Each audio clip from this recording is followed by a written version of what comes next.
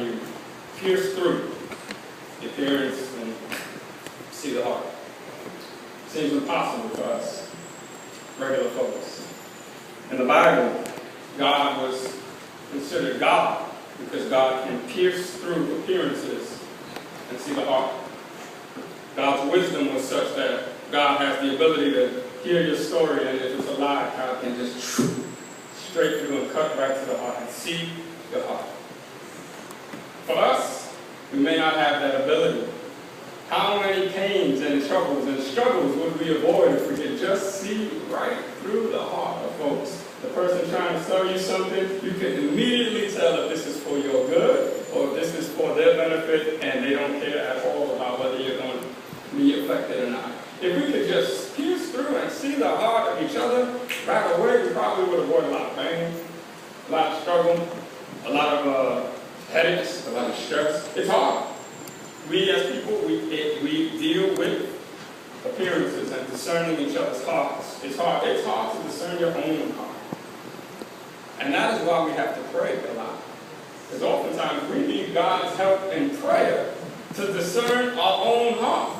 Because sometimes we're really good at even hiding our heart from ourselves. Solomon asked God for wisdom earlier in the chapter before what we read. And God gave him wisdom. In a dream, God came to Solomon and said, what do you want? I'll give you whatever you want. Solomon didn't ask for money.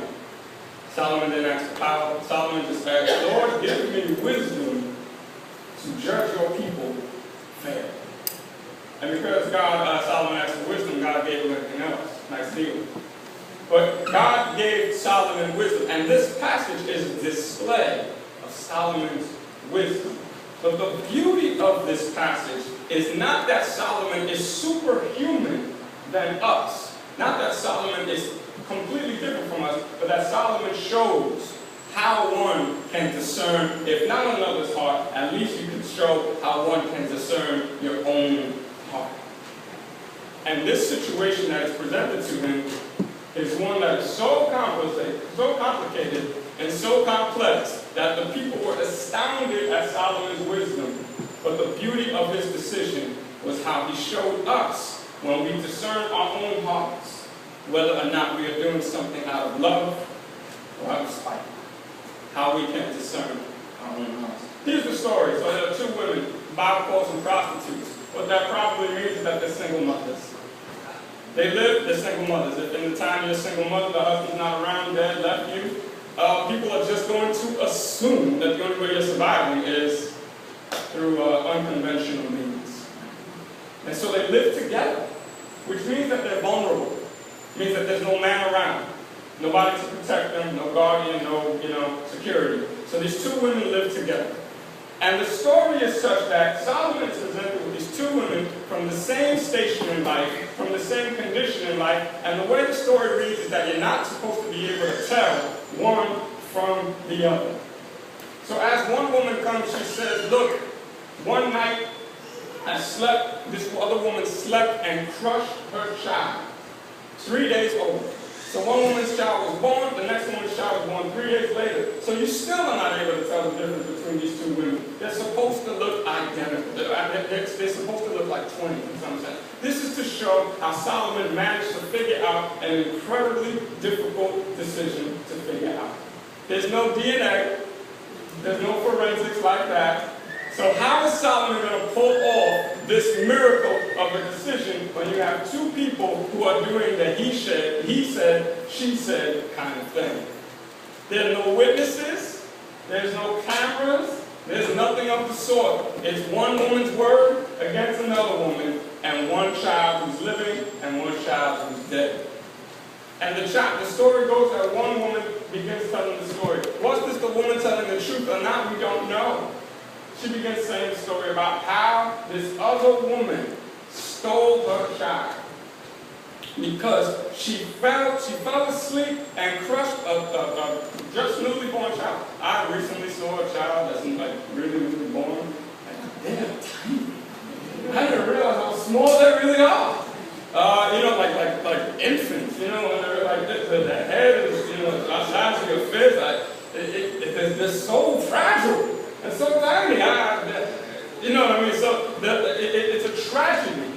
It's a tragedy that this woman slept in such a way that she crushed this tiny bowl of a person. Tragedy. She tells the story to Solomon. This other woman stole my child from when I was sleeping. She stole it.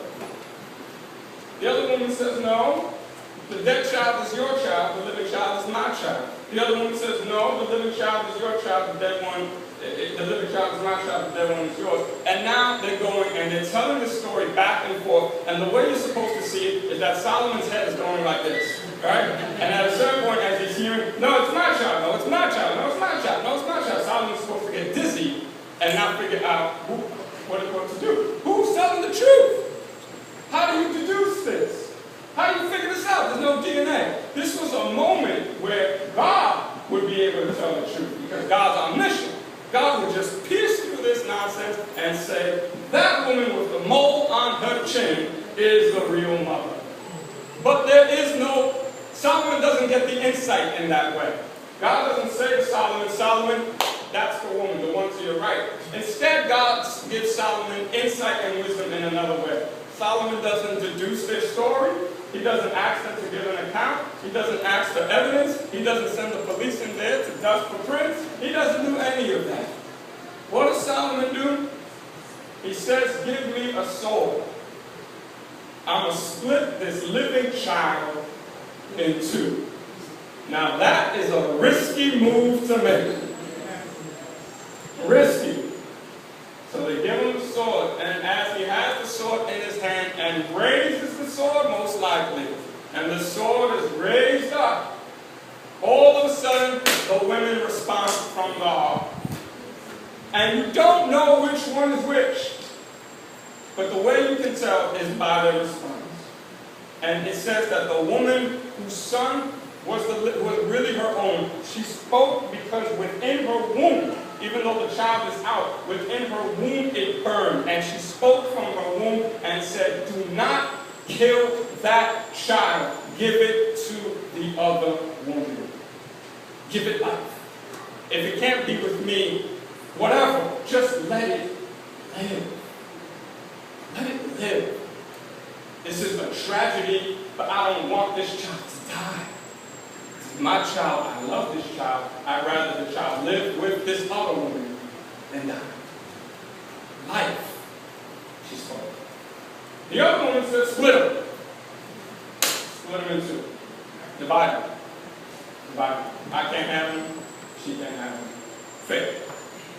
Solomon then says, the woman who wanted the child's life spared, who chose life instead of logic, a really weird logic. The woman who chose life is the real mother. It's unclear, and this is what makes the story so bold. It's unclear if the woman who crushed the child was the woman who said, no, let it live, or if the woman who did. You assume that that was the real mother. But the way it ends is that Solomon decrees that the real mother is the one who wanted that child. So, it's a story of three people. The one woman who may have cursed the child and then wanted to speak from a heart of hurt, anger, and spite. Spite, divided. Then there's the other woman who speaks from a heart, not of spite, but of love. She's hurting, she's afraid, but she'd rather the child be with someone else and live than not be alive. And then there's Solomon who has to decide between the two.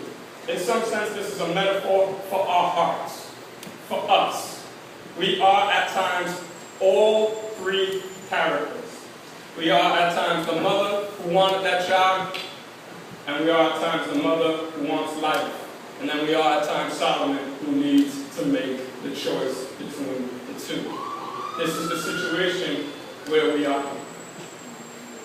The woman who wanted to split the child, even though that sounds heinous and violent to us, that is a very natural logic. It happens to us. When something in life occurs that we cannot control, we sometimes don't know what to do. We sometimes are angry. We sometimes are hurt. We sometimes want others to feel the pain we feel.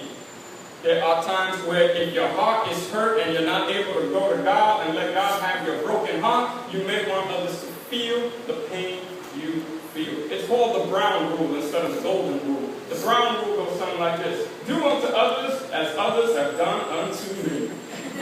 If I can't get it, you can get it. At times, this spiteful heart comes out in the small ways. When we're driving, if you're driving and someone cuts you off, sometimes you just want to get even, so you chase them down and cut them off too. Now, you're not going to the same place. They're exiting on Queens Boulevard, and you're going to the Bronx, but it doesn't matter. You're going to cut them off because you got to get even. It makes no sense. It's a spite thing. You see what I'm saying? It's a small little thing. There are other times where sometimes it gets larger, where if you weren't given an opportunity at a certain age, no one that age should have that opportunity, whether they're qualified or not. If you weren't able to